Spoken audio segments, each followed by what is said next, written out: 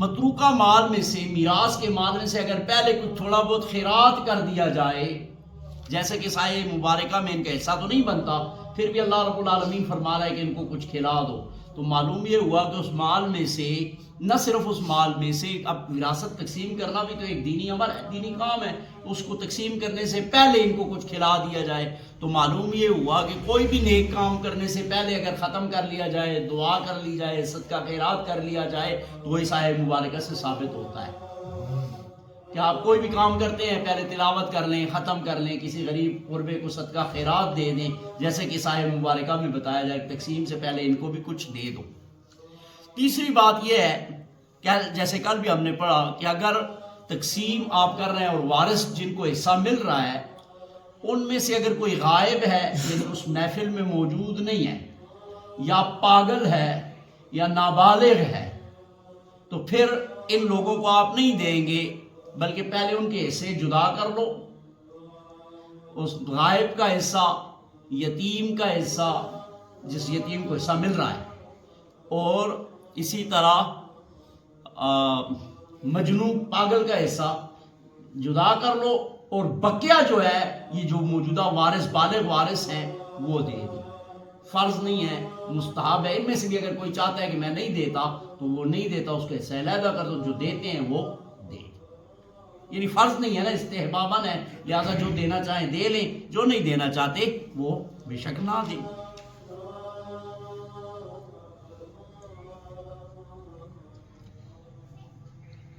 اسی طرح مرحوم، اگلی آیہ مبارکہ میں بھی ہم پڑھ رہے ہیں کہ مرحوم جو ہے نا وہ جب مرے تو یہ والی وارث جو ہوتے ہیں خاندان کے لوگ، وہ تیمارداری کے لیے اکثر آتے ہیں، تو وہ اگر کوئی وصیت کرتا ہے تو اس کو غلط وصیت کی طرف آمادہ نہیں کرنا چاہیے کہ زندگی میں کچھ کر لو، یہ بچے تیرے پیچھے کیا کریں گے، خیرات کر لو، مسجد بنا لو، جس سے کہ مستحق ورثہ محروم ہو جائیں۔ ایسی وصیت پر اس کو ابھارنا حرام ہے، جس سے مستحق کا حق مار رہے ہیں، وہ غریب ہے، خیرات کرو فقیر فقراء پہ، لیکن یہ نہیں کہ مرنے کے بعد اپنے بچوں کو فقیر بنا کے چلے جاؤ۔ اسلام چاہتا ہے کہ اپنے بچوں کو اچھی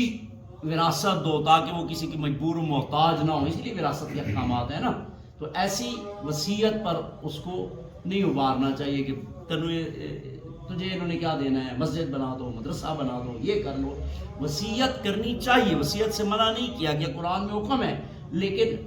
ایسی وصیت کہ کوئی کسی کو نقصان نہ پہنچے، ورثاء کو تکلیف نہ ہو، اور وصیت بھی یاد رکھو کہ تیسرے حصے میں کرنی چاہیے۔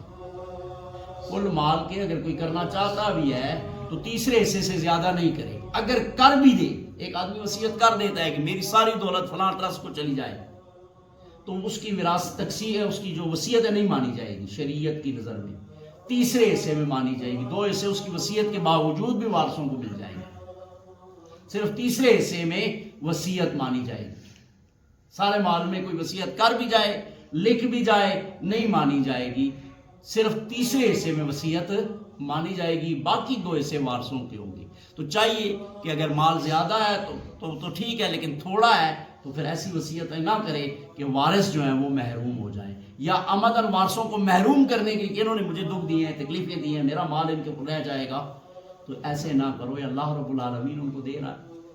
اگر انہوں نے تیرے ساتھ زیادتی کی تکلیف دی ہے تو اس کی وہ سزا بھگتیں گے، لیکن ان کو محروم نہیں کرنا چاہیے۔ اسی طرح میت کے، جیسے کہ میں نے عرض کیا، میت کے ترکے سے تیجا، 10واں، 40واں وغیرہ اگر کرنا ہے تو بالغ وارث کریں، نابالغ نہ کریں، پاگل نہ کریں، غائب کے حصے سے نہ کریں، جو بالغ وارث ہیں وہ کریں، اور وہ بھی ان میں سے بھی جس کی مرضی ہے کرے، جس کی مرضی ہے کہ میں نہیں کرنا چاہتا تو وہ اپنا مال، یا وہ کہتا ہے میں اکیلا کرتا ہوں تمہارے ساتھ مل کے نہیں کرتا، تو بس مال علیحدہ کر لیں۔ ہاں اگر بالغ وارث سارے متفق ہیں تو پھر نابالغ کا مال، غائب کا مال، غائب سے مراد ایک بھائی ہے نہیں ہے ادھر، تو یا ایسا ہے کہ یہ وہ پاگل ہے تو اس کا مال علیحدہ کر لو، باقی اگر بالغ وارث راضی ہیں تو پھر اس مال میں سے آپ تیسرا چوتھا 40واں کا، وہ گویا کہ وہ ترکہ نہیں ہے، ان لوگوں کا ہے، وارثوں کا، لیکن یہ اپنی مرضی سے اب کہہ رہے ہیں کہ ہمارے مال سے کر لو، تو جتنے بالغ وارث ہیں گویا کہ وہ اپنے حصے دے رہے ہیں، تو اس میں سے پھر یہ خیراتیں اور یہ سب کچھ کر سکتے ہیں، لیکن اگر وہ نہیں چاہتے تو پھر نہیں کر سکتے۔ اسی طرح دوسری آیت مبارکہ میں جیسے کہ میں نے ابھی عرض کیا کہ یہ جو ہوتے ہیں نا جا کے پڑھاتے ہیں پٹیاں، تو اللہ تعالیٰ فرماتا ہے وَلَيَخْشَ الَّذِينَ، یہ لوگ ڈریں، لو ترکو، کہ اگر یہ چھوڑ دیں، یعنی ان پر یہ حالت آ جائے، بیمار ہو جائیں اور یہ نابالغ چھوٹے معصوم بچے یتیم چھوڑ جائیں، تو یہ ان پر کتنا ڈریں گے، ان کے لیے کتنے پریشان ہوں گے کہ میرے بچوں کا کیا بنے گا۔ تو ڈرو کہ آج اس کے بچے یتیم ہو رہے ہیں، تیرے بھی تو ہو سکتے ہیں، تیرے ساتھ بھی تو یہ گھڑی آ سکتی ہے، تو ڈر اور اس کو غلط وصیت نہ کر کے اس کے بچے محروم ہو جائیں، وارث محروم ہو جائیں، کل تو مرے اور تیرے وارث تیرے بچے محروم ہو گئے، تو پھر تو کیا کرے گا، تو ان کے لیے کتنا خوف کرے گا، ڈرے گا۔ دوسرے کے بچوں کے لیے بھی ایسا ہی محسوس کرو، دوسرے کے بچوں کو تکلیف نہ دو۔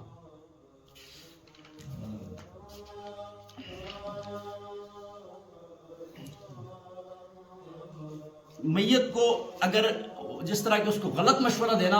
گناہ ہے، اس طرح اس کو اچھا مشورہ دینا ثواب ہے، کہ وہ آپ دیکھتے ہیں کہ وہ مشورہ کر رہا ہے، وصیت ایسی کر رہا ہے یا ایسا کچھ کام کر رہا ہے کہ جس سے کچھ وارث محروم ہو رہے ہیں، اس کو سمجھاؤ کہ نہیں، اللہ رسول کے قانون کے ساتھ لڑائی نہ کرو، اس کو سمجھاؤ، اس کو صحیح رستہ دکھاؤ، تو ایسا کرنا اب ثواب ہے۔ غلط مشورہ دینا جہاں گناہ تھا، اب صحیح مشورہ دینا ثواب بھی ہے، جو قرآن و حدیث کے مطابق ہو۔ یہ بھی یاد رکھو کہ مستحق وارثوں کو محروم کرنا اور نفلی صدقات و خیرات کرنا، اس کا کوئی ثواب نہیں ہے، کہ وارث کو تو محروم کر دیا اور یہ کہتا ہے مسجد بنا دو، ادارہ بنا دو، فلانے کو دے دو، فلانے کو دے دو، اس کا کوئی ثواب نہیں ہے۔ جب مستحق لوگ ہیں جن کو اللہ نے وارث بنایا ہوا ہے، ان کو مطلب بالکل بے بس کر دو اور لوگوں کو دے دو، اس کا کوئی ثواب نہیں ہے۔ بسا اوقات اس طرح دیکھو نا، اس طرح کی نیکی کو چھوڑ دینا چاہیے۔ اب یہ نیکی نہیں رہی، کیونکہ ایک مستحق کا حق مارا جا رہا ہے۔ جس طرح کہ آپ نماز پڑھ رہے ہیں، فرض ہے نماز پڑھنا، نماز نہیں توڑنی کسی بھی حالت میں، لیکن تمہارے سامنے کوئی نابینا ہے، کنویں میں گر رہا ہے، کوئی بچہ ہے گر رہا ہے، تو ایسے میں نماز توڑنا فرض ہے، اس کو بچانا ضروری ہے۔ اب نماز چھوڑ دو کیونکہ ایک انسان کی جان بچانی ہے، تو ایسے ہی ایک جائز وارث کا حق مارنا جو ہے نا، وہ نفلی صدقوں سے ضروری ہے کہ نفلی صدقے نہ کریں اور وارث کو حق پہنچائیں۔ اسی طرح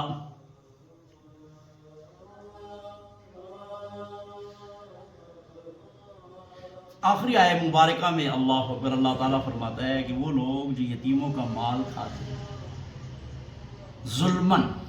یہاں ظلمن کی قید اس لیے ہے، یتیم کا مال کوئی بھی کھائے تو ظلم ہے، لیکن پیچھے ہم نے پڑھا نا کہ بعض لوگ ظلمن نہیں کھاتے، مجبوراً کھاتے ہیں۔ مثال کے طور ہم نے کل پڑھا کہ ایسا آدمی یتیم ہے اور اس کا جو متولی ہے، بڑا ہے، وہ غریب ہے، مجبور ہے، محتاج ہے اور کوئی کام نہیں کر سکتا،